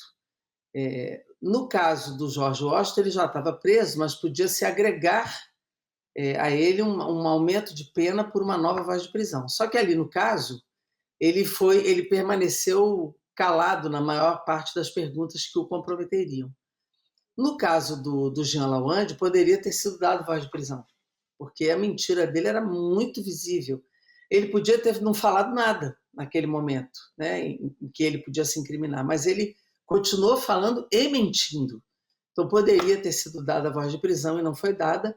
Foi reivindicado, o deputado Rogério Corrêa levantou. Eu fui ao presidente falar com ele pessoalmente ali sobre isso, mas ele decidiu não fazê-lo, por isso nós entramos com a notícia crime, né? Em relação aos próximos, nós vamos ver como a CPI vai se comportar. O Mauro Cid já está preso, né? O Anderson Torres está com tornozeleira, foi embora, não está preso mais, e nós vamos ver como é que será o comportamento dos próximos depoentes, né? Para que a gente possa conduzir a própria CPI. O que não pode é desmoralizar a CPI. O Lawande quase consegue fazer isso com aquele discurso ridículo, né, tentando infantilizar, idiotizar a própria comissão parlamentar.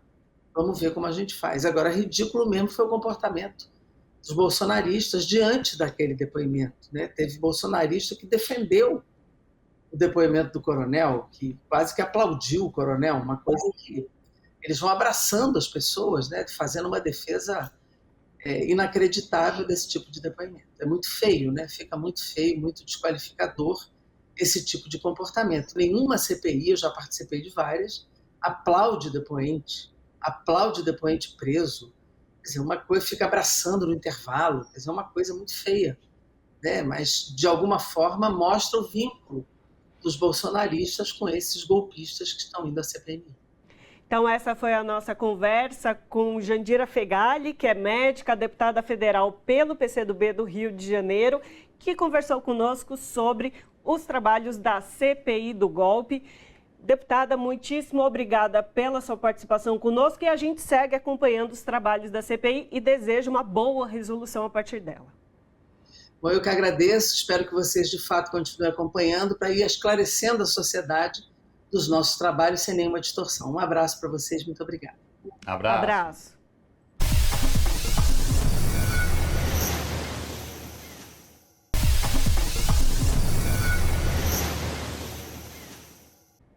De volta com Revista Brasil TVT, aqui na TVT e também na Rádio Brasil Atual. Com o voto da ministra Carmen Lúcia, o Tribunal Superior Eleitoral formou maioria pela inelegibilidade de Jair Bolsonaro.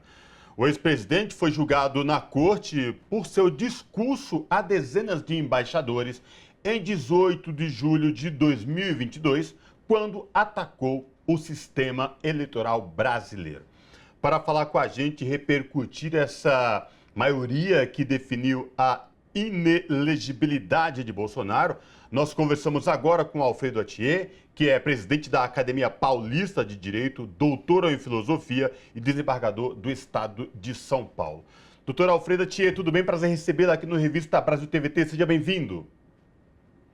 Prazer estar de novo com você, Cosmo, e com você, Ana Rosa. Esse programa que é tão importante, que vai ao ar aos domingos, é um momento muito agradável dos domingos nossos, né? Pois é, doutora Thier. No momento em que a gente está conversando, né, na gravação do programa, o Tribunal Superior Eleitoral, com voto da ministra Carmen Lúcia, fez maioria pela inelegibilidade de Jair Bolsonaro com 4-1, neste momento que a gente está conversando. Só que antes de chegar a este placar, doutora Thier, teve muitas desenvolturas aí de votos dos ministros, muita especulação. Para além disso, eu queria lhe ouvir sobre esse placar de 4-1 neste momento, né? E agora as implicações ao ex-presidente Jair Bolsonaro. Bom, Cosmo, essa decisão de inelegibilidade, ela já vem tarde, né? Porque nós sabemos, todo o povo brasileiro sabe que Jair Bolsonaro usou e abusou do poder durante os anos em que esteve na presidência, cometeu vários crimes comuns e cometeu vários crimes de responsabilidade e já deveria ter sido afastado. Inclusive, houve uma decisão bastante discutível do próprio Tribunal Superior Eleitoral que afastou a impugnação da primeira chapa de Bolsonaro em 2018, né, dele de Mourão, o que nós lamentamos muito, né? E essa decisão do Tribunal Superior Eleitoral, que hoje está se consagrando por essa inelegibilidade, ela vem mudar a perspectiva que a justiça tem a respeito dessas questões que são muito graves, não é? Que acabam minando toda a confiança que a democracia brasileira deveria ter e a ligação que essa democracia tem com o povo. O que foi essa decisão? Essa decisão foi a de entender que aquela reunião feita por Bolsonaro, totalmente fora de propósito, né, com os embaixadores, portanto, com representantes de estados estrangeiros, de países estrangeiros, para falar mal do sistema eleitoral brasileiro, falar mal das urnas eletrônicas, atacar o presidente Lula, o atual presidente Lula, né, nominalmente, e fazer autopromoção, fazer propaganda pessoal, tudo isso se deu como abuso de poder político. Quer dizer, ele tinha o poder naquele momento, ele seria o candidato à reeleição, e o que ele fez? Ele saiu na frente dos outros candidatos contra a lei, contra a Constituição, e começou a fazer propaganda de si. Quer dizer, ele começou a chamar as pessoas para votarem nele, e mais grave ainda do que isso, se as pessoas não votassem nele, ele não ia aceitar o resultado, ia propor, portanto, um golpe de Estado. Foi isso que ele anunciou aos países do mundo que o sistema brasileiro era um sistema, na opinião dele, falho, não tinha prova nenhuma disso, era uma fake news, e disse que ele não iria aceitar aquilo. E nós vimos as consequências disso, né? Nós vimos que houve, inclusive, uma tentativa de golpe no Brasil, já depois da posse do presidente Lula. E, além disso, ele também usou, de forma totalmente ilegal e inconstitucional, os meios de comunicação. Ele fez gastos públicos para fazer essa propaganda eleitoral fora de época. Isso que é extremamente grave também. Tanto é que o ministro relator, Benedito Gonçalves, mandou que fossem mandados cartas, né, ofícios, para a Procuradoria-Geral da República, para o Tribunal de Contas, para o próprio Supremo Tribunal Federal, para que se apurasse esse uso indevido de verbas, que ele tem que ser condenado, ele tem que ser processado e condenado a devolver essas verbas para os cofres públicos. Então, foi isso, assim, em resumo, o que foi apreciado pelo Tribunal Superior Eleitoral e gerou essa decisão, que é ainda uma decisão, Cosmo e Ana Rosa, que deixa satisfeitos como povo brasileiro, como cidadãos e cidadãs, não é mesmo? Por que isso não nos deixa satisfeitos? Porque ainda falta muita coisa a ser apurada a respeito dos crimes, os atos ilícitos que foram cometidos, não apenas por Jair Bolsonaro no exercício da presidência, mas por aqueles que o cercavam nesse exercício, não é? A gente não pode se esquecer que essa forma ilegal e inconstitucional que ele usou para fazer campanha política, não é? A gente tem que salientar isso, ajudou na eleição de muitas outras pessoas que estavam junto com ele, que comungavam dessas ideias, que são ideias antidemocráticas, são ideias antirrepublicanas, em síntese, ideias contra a Constituição brasileira, quer dizer, portanto, contra a vontade do povo brasileiro. Não é? Então, agora isso está consagrado. Ele fica inelegível por 8 anos. A contagem dessa inelegibilidade se dá a partir do primeiro turno da eleição de 2022. Não é? Então, o certo seria que ele ficasse inelegível até a eleição de 2030, portanto, não pudesse comparecer a essa eleição de 2030. E isso o Tribunal Superior Eleitoral vai decidir de forma mais acertada, porque há uma jurisprudência lamentável anterior do Tribunal que afirma que tem que se contar esses 8 anos a partir do dia exato da eleição. Isso significa que essa eleição se deu, se não me engano, no dia 6 ou 7 de outubro, e isso terminaria, portanto, quer dizer, essa eleição se deu no dia 2 ou 3 de outubro, isso terminaria no dia 2 ou 3 de outubro. Lá em 2030, nós vamos ter uma eleição que começaria no dia 6. Então, o certo, quer dizer, a vontade do legislador brasileiro foi o seguinte: quando uma pessoa é declarada inelegível, ela fica inelegível 4 pleitos eleitorais, né, consecutivos. Isso que é a questão fundamental. Isso precisa ser esclarecido, é muito importante para evitar que haja uma surpresa e ele se apresente como candidato, não é, em 2030. Isso se não houver outras condenações, que todos nós estamos esperando pelas outras condenações. Não é? Oi, Ana Rosa, eu não estou ouvindo a sua voz. Agora eu acho que o senhor vai ouvir. Essa pergunta exatamente que eu gostaria de fazer ao senhor sobre os outros 15 processos que correm no TSE contra Bolsonaro, né, em que Bolsonaro é indicado, é réu. Se isso muda, o que judicialmente mudaria se ele for condenado em alguns ou em todos esses outros 15 processos? Olha, na verdade, vamos pensar no que é a justiça eleitoral. A justiça eleitoral, ela existe como justiça, quer dizer, como órgão do Poder Judiciário desde 1934, né, a Constituição de 34. Mas, na verdade, a função da justiça eleitoral é uma função administrativa, quer dizer, ela administra a regularidade das eleições. Essa que é a função principal. Tanto ela é uma função administrativa que o próprio Tribunal Superior Eleitoral ele também dá consultas, ele dá pareceres, né? Que não é uma função típica do Poder Judiciário. E tem a terceira função da Justiça Eleitoral, que é julgar os crimes eleitorais. Aí, quando ela julga os crimes eleitorais, aí é diferente, porque o Código de Processo Penal brasileiro, a própria lei eleitoral, a própria lei de inelegibilidade, ela tem uma série de requisitos relativos a essa questão dos crimes efetivamente eleitorais, né? Nesse caso aqui, é uma questão administrativa. E quando há condenação por um crime, aí se gera uma inelegibilidade que é diferente dessa inelegibilidade que foi julgada hoje, né? Que é a inelegibilidade administrativa. Então, quando há a votação, o julgamento de um crime e a pessoa é condenada, então ela passa a ser inelegível como uma repercussão da sentença que ela recebe. E aí os prazos de contagem da inelegibilidade são totalmente diferentes. Aí eles começam exatamente do momento em que há a condenação definitiva. Agora, já com essa condenação de hoje, já há inelegibilidade.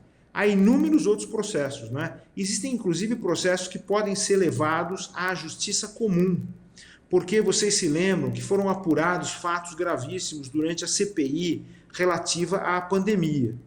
E isso tudo está, de certa forma, nas mãos hoje de um inquérito que está correndo dentro do Supremo Tribunal Federal.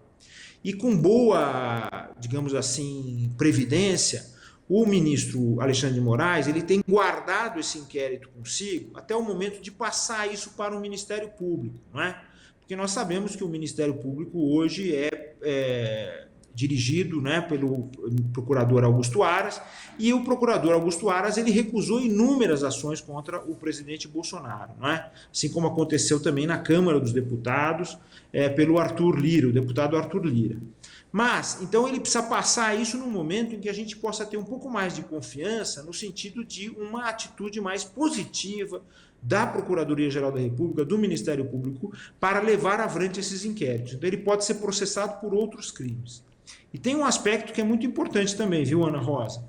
Que é o seguinte, existe uma representação lá no Tribunal Penal Internacional.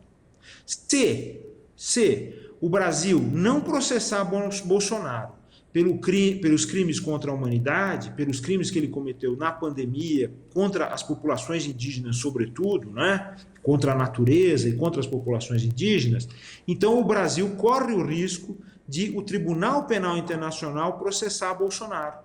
Porque o Tribunal Penal Internacional ele só vai agir se o Brasil não fizer isso. Então é muito importante, inclusive, para a soberania e para o bom nome internacional do Brasil, que agora está sendo recuperado com a volta do presidente Lula, não é? Que o bom nome do Brasil seja preservado e o Brasil leve avante esses processos. Doutora Tia, nosso tempo está acabando, mas eu quero lhe ouvir sobre essa questão desta decisão do Tribunal Superior Eleitoral, que já formou maioria, para tornar Bolsonaro inelegível, para duas questões. Para quem é leigo, para não conhece muito de leis, esta inelegibilidade de Jair Bolsonaro não é que ele vai ser preso agora, ele vai ficar inelegível, para deixar claro para os nossos telespectadores aqui da TVT e ouvintes da Rádio Brasil Atual. Mas como o senhor bem lembrou e falou, são tantos crimes cometidos ao longo de 4 anos e depois da tentativa de reeleição, ataques ao Estado Democrático de Direito, populações tradicionais e quilombolas, LGBTQIA+, índios, negros, enfim, é uma infinidade que, ao que tudo indica, isto é só o começo. Queria lhe ouvir sobre essa questão. É só o começo. É importante a gente fazer um elogio para o Tribunal Superior Eleitoral, porque foi rápido, né? Lembrem-se que no passado, lá em 2018, demorou praticamente 2, 3, quase 3 anos para que eles julgassem o processo de inelegibilidade e julgassem improcedente de uma forma totalmente discutível, né? Mas agora foi rápido.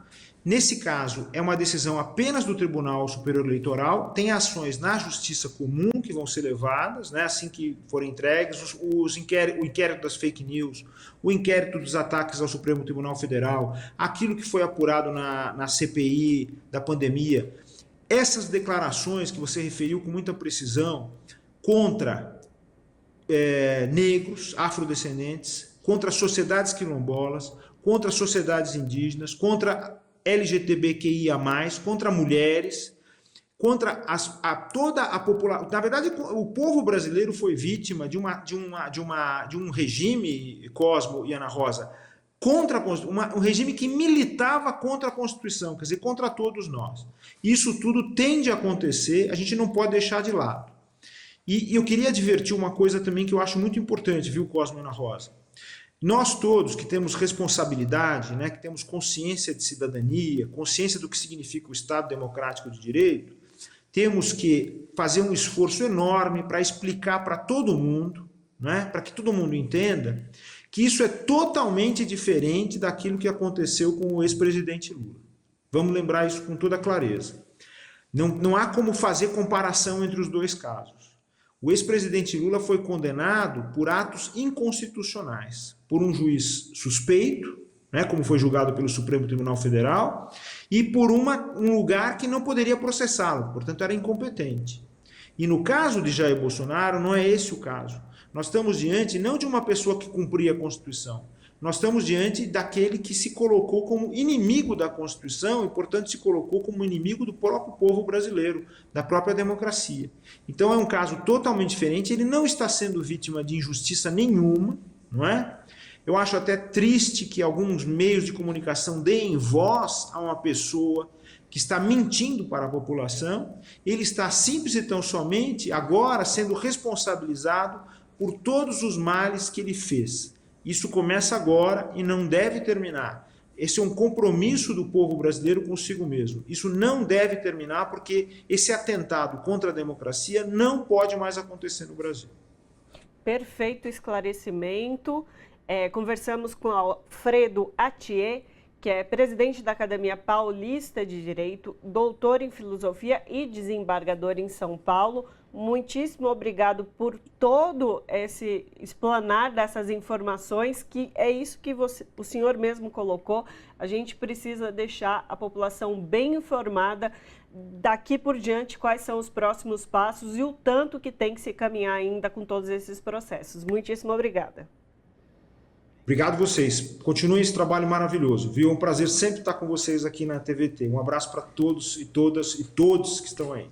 Tchau. Abraço. A Câmara dos Vereadores de São Paulo aprovou a revisão do plano diretor da cidade e a revisão é alvo de críticas severas de urbanistas que apontam benefícios exclusivos das construtoras e da especulação imobiliária. O placar final foi em 44 votos a favor e 11 contrários.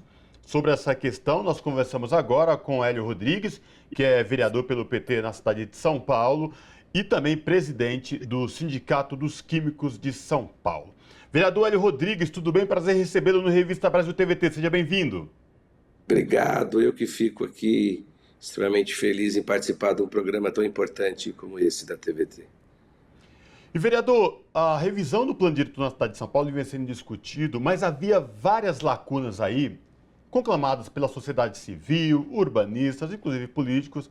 E o que chama atenção é que na votação que definiu a revisão do plano diretor recentemente, a galeria do Legislativo Municipal estava repleto de moradores da cidade que reclamavam desta revisão, não concordavam, mas mesmo assim a maioria dos vereadores da casa não entendeu dessa forma e aprovou a revisão. O senhor foi um dos vereadores com voto contrário a esta revisão do plano diretor.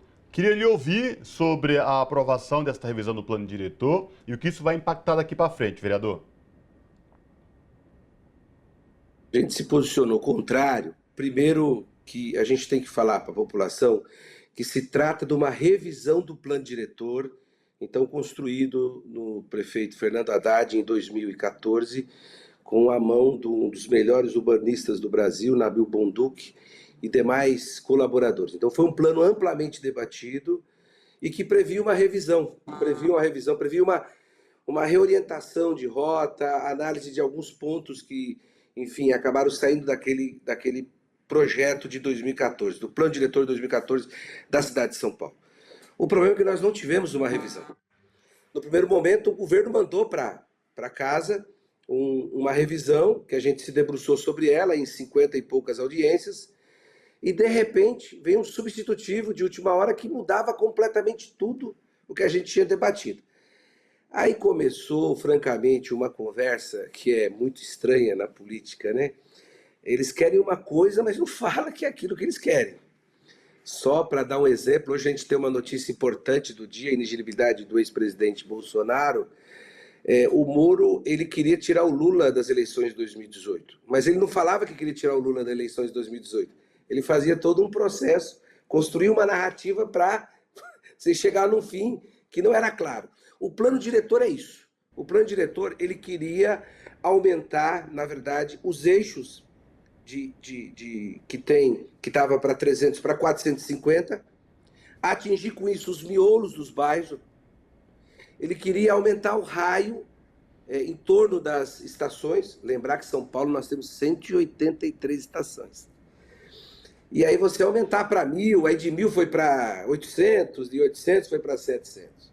Hoje é 600.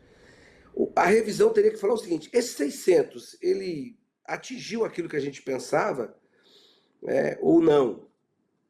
Não, o que eles queriam claramente era aumentar para poder ofertar maiores possibilidades de construção para o sistema imobiliário, para o sistema imobiliário do município de São Paulo. O que não tem nenhum problema, são atores importantes da cidade. O setor imobiliário de São Paulo é um setor importante. Agora, você não pode fazer uma revisão de um plano diretor orientado só pela cabeça do sistema imobiliário da cidade, em detrimento de toda uma população da nossa cidade. Nós teremos graves problemas para o futuro, que estão já no presente.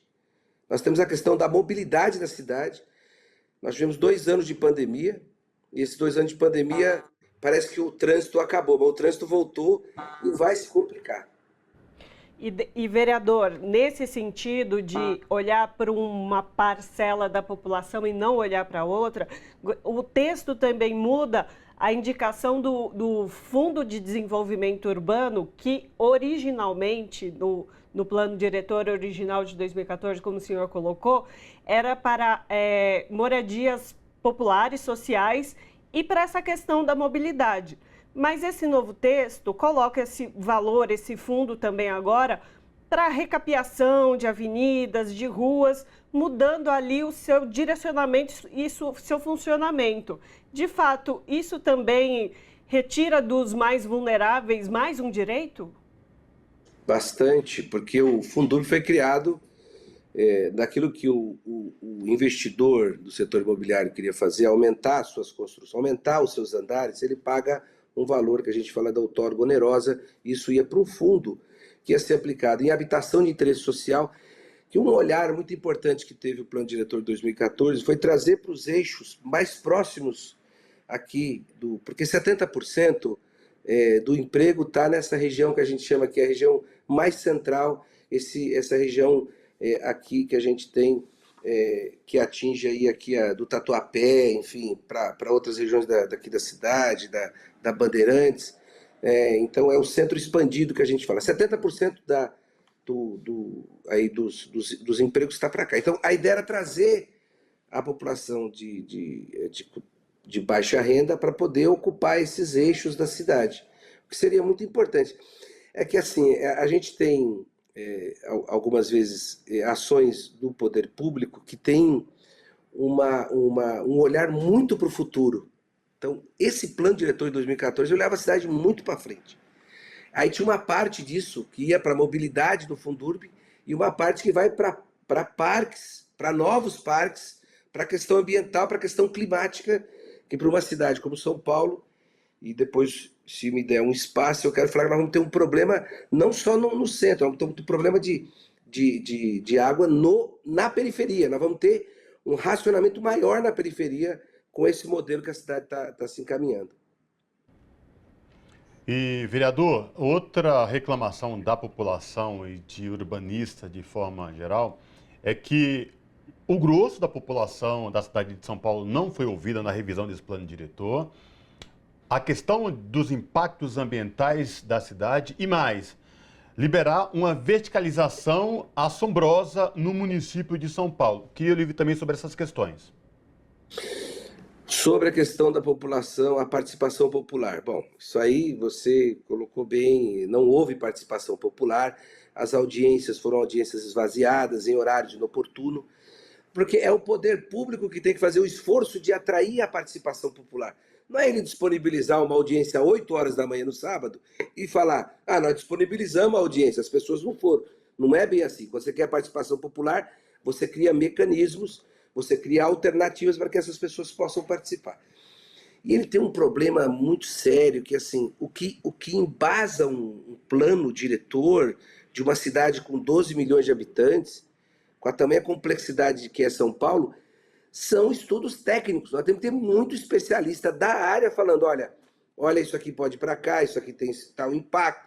Bom, nós temos um problema que é a questão dessa verticalização aí para a Torre de Babel, que vai ficar São Paulo, nós estamos falando em aproximadamente 2 milhões de novas unidades, ou seja, o déficit habitacional em São Paulo, que é 370 mil, vai acabar e nós vamos atender o déficit do Brasil. O que não é verdade, isso é tudo especulação imobiliária, lá para fins de você alugar para o Airbnb ou uma maneira do capital especulativo ali colocar o dinheiro nessa modalidade mais, que eles chamam mais conservadora, com menos liquidez, que é a questão do imóvel.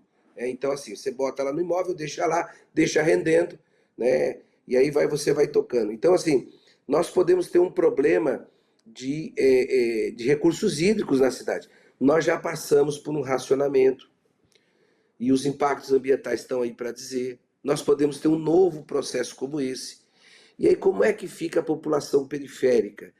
Porque aqui em São Paulo, não deve ser diferente em outros lugares, você abastecer o centro e colocou um tal de redução de pressão na periferia, que é racionamento que existe até hoje. Existe até hoje. Todo final de semana nós temos relato de diversos pontos da cidade em que a água incrivelmente não chegou.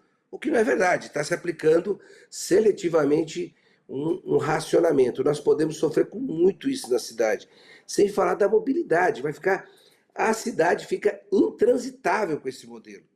E nós não temos uma estrutura de metrô, de ônibus, ou esses modais todos articulados para a gente poder ter aí, no mínimo, 500 quilômetros de metrô, 500 quilômetros de trem, outras alternativas, hidrovias, para poder fazer a cidade se movimentar. Então, o plano diretor que a gente estava pensando que ia revisar para o interesse da sociedade, dos munícipes, ele não apareceu. O que apareceu foi um claro objetivo de você atender um segmento, que é o segmento imobiliário, que com muita pressão que teve a maioria das suas reivindicações atendida pelo relator do plano diretor, e por isso que a gente se posicionou contra.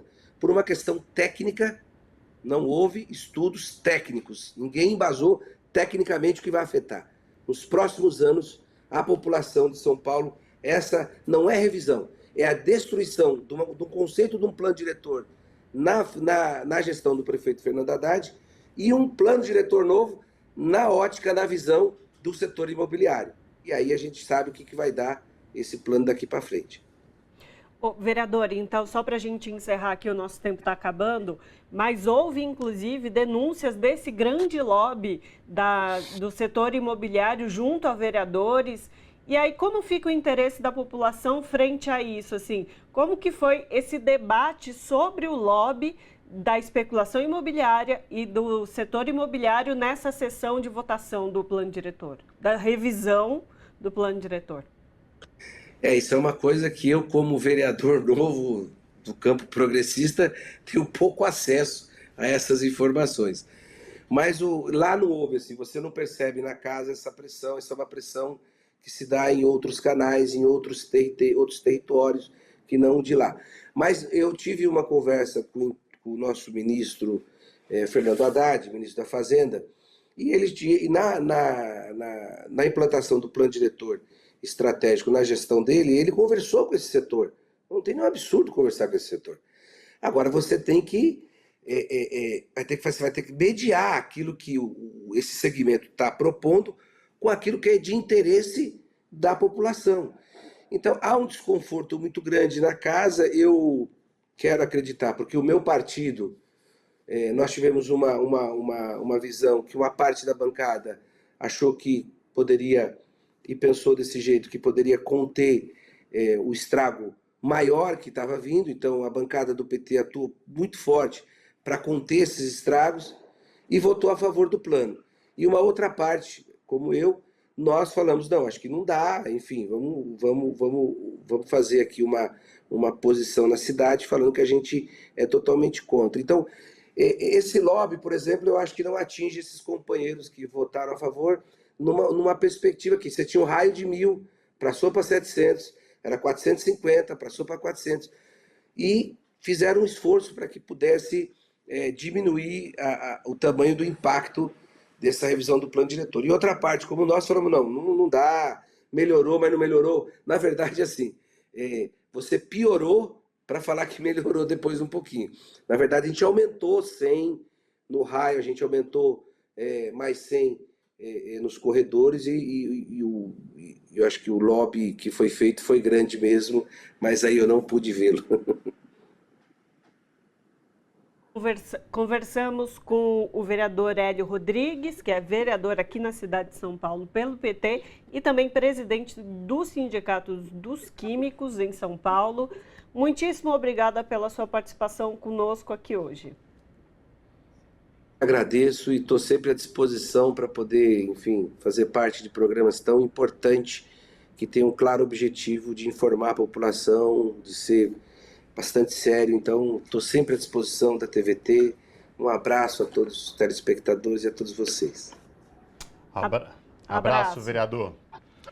E com esta entrevista, esse bate-papo com o vereador Hélio Rodrigues, falando aí sobre a aprovação da revisão do plano diretor na cidade de São Paulo, os impactos que isso vai acarretar para o futuro, a gente encerra a edição do Revista Brasil TVT desta semana, Ana Rosa. Encerramos mais uma edição do nosso programa e aproveito para indicar para vocês que, se quiserem assistir mais uma vez algumas das entrevistas de hoje ou de programas anteriores, vai lá no YouTube da TVT, youtube.com/redetvt, e aproveita e compartilha com quem você acredita que vai ter interesse nos assuntos que nós tratamos hoje. Forte abraço para cada pessoa que esteve conosco no dia de hoje. Até semana que vem. Pessoal, obrigado pela companhia de vocês aí do outro lado, acompanhando a gente aqui na TVT, canal 44.1 digital em São Paulo e na Grande São Paulo, no YouTube da TVT, youtube.com/redetvt, e também na Rádio Brasil Atual 98.9 FM. Boa semana a todos, a gente se encontra no próximo programa. Tchau!